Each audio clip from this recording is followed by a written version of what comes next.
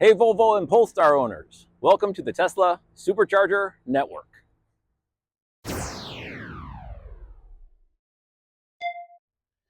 Okay, so it is a happy day for Volvo and Polestar owners being able to gain access to the Tesla Supercharger Network, and it's arguably this is a better fit for Volvo and Polestar owners than any other brand to date that have gotten access to the Tesla Supercharger Network.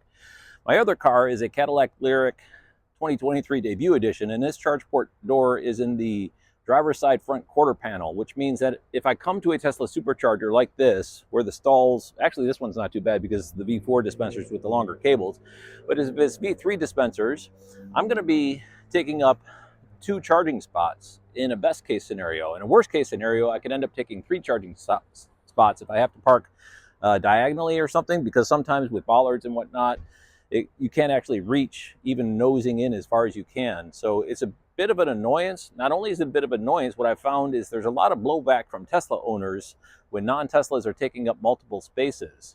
They don't like that. In fact, I was just talking to someone there's another supercharger station in Mallard Creek, Charlotte, that has 8 stalls. And she said one time she was there with 4 non-Teslas charging on the 8 stalls, and a whole bunch of Teslas queued up waiting to charge, and they couldn't charge because all those were taking 2 stalls. And so there's a friction that's occurring with Volvo and Polestar, and I think it's because they're European-based. The charge port is in the correct location for charging in Tesla Supercharger stations. So I'm a EVgo Plus Max member, which dings my credit card $13.90 a month with tax, and that has worked for me. I have free EVgo charging on my Cadillac Lyriq, but being a member of a charging network in order to get discounted rates, in my opinion, makes sense. And now that the Tesla Supercharger network is open, it's the same price for EVgo as it is for the Tesla Supercharger. The Tesla Supercharger is $12.99. So you get discounted rates. Now, let me just kind of show you what that looks like up here.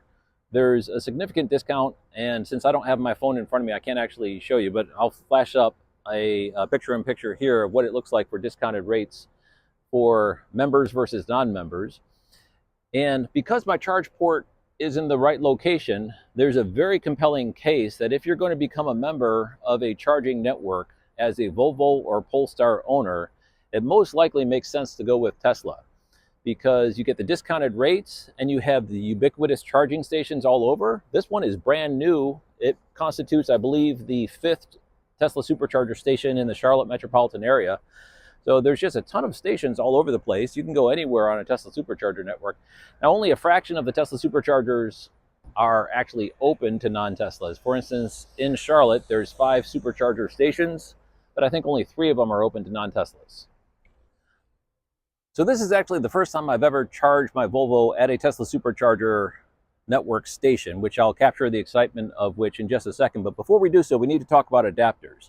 I pre-purchased an A to Z Typhoon adapter for early access of my Cadillac Lyriq because I knew it was coming, just because there was a lot of talk about delay of adapter shipping with Volvo and Polestar. Apparently on November 18th, they're going to start shipping the adapters. It will cost $230, which you could order now, and then you can get a OEM provided adapter. And probably that makes sense instead of an A to Z. I just happen to have this, so I have early access. So one thing to keep in mind is you can't just hop in your car and come to a Tesla Supercharger station and expect to charge. You do need an adapter. All right, time to plug in.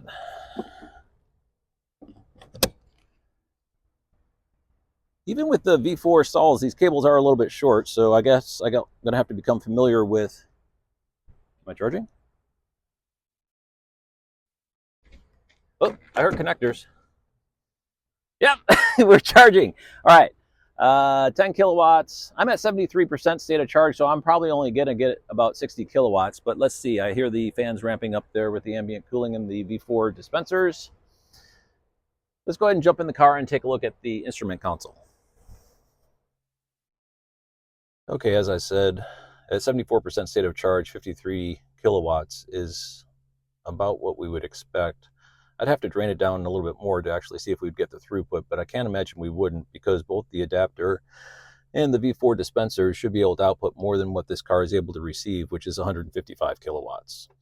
Another thing to keep in mind, on November 18th, when they're shipping the adapters, they're also going to be updating the in-dash navigation to include Tesla Supercharger stations that are compatible with what they call NACS cars, or cars that are non-Teslas that can charge with an adapter. And there's a way we'll be able to do road trips by using just Tesla Supercharger stations. It's down here on the EV payment filters. There should be a Tesla now.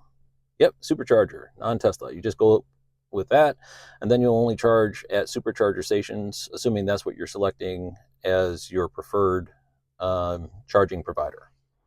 Okay, now a couple of housekeeping items. With the Volvo XC40 Recharge, other Volvo electric vehicle models, and Polestar, there was no mention on the announcements of any plug-in charge. The Tesla Supercharger network experience has a part of that whole process where you can just plug in and then go take care of yourself. Like in this case, there's a Starbucks right over there, so you can plug in and go get yourself a cup of Joe, or go to the restroom, or hang out in the lounge in there and have the free Wi-Fi.